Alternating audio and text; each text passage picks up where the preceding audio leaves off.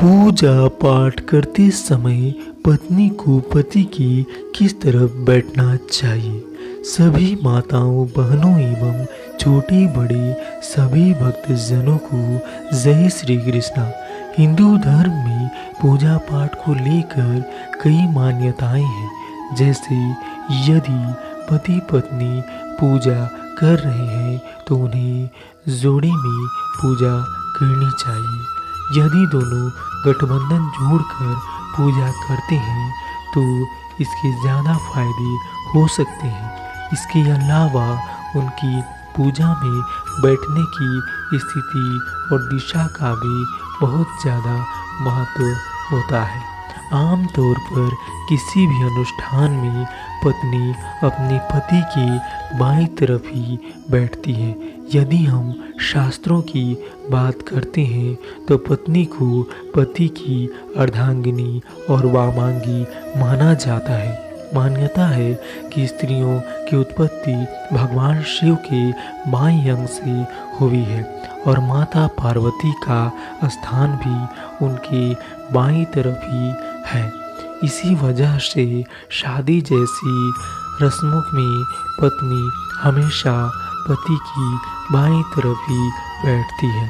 लेकिन जब हम पूजा पाठ में पत्नी की बैठने की बात करते हैं तो ज्योतिष उसे हमेशा पति की दाहिनी तरफ बैठने की सलाह देते हैं।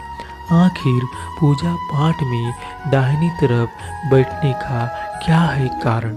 हालांकि पत्नी को पति की वामांगी कहा जाता है, लेकिन पूजा जैसे पवित्र अनुष्ठान में पत्नियों को पति की दाहिनी तरफ ही बैठने की सलाह दी जाती है।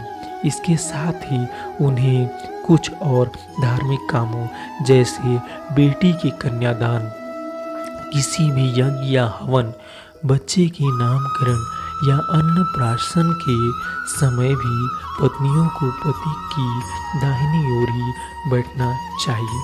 जैसी मान्यता है कि यदि पत्नी इसके विपरीत दिशा में बैठती है तो पूजा का पूर्ण फल नहीं मिलता है। ऐसी मान्यता है कि विवाह जैसे अनुष्ठान में दुल्हन हमेशा दूल्हे के बाएं हाथ की तरफ ही बैठती है, क्योंकि बाएं तरफ हृदय का स्थान होता है और इस दिशा में बैठने से वो होने वाले पति के हृदय से जुड़ जाती है।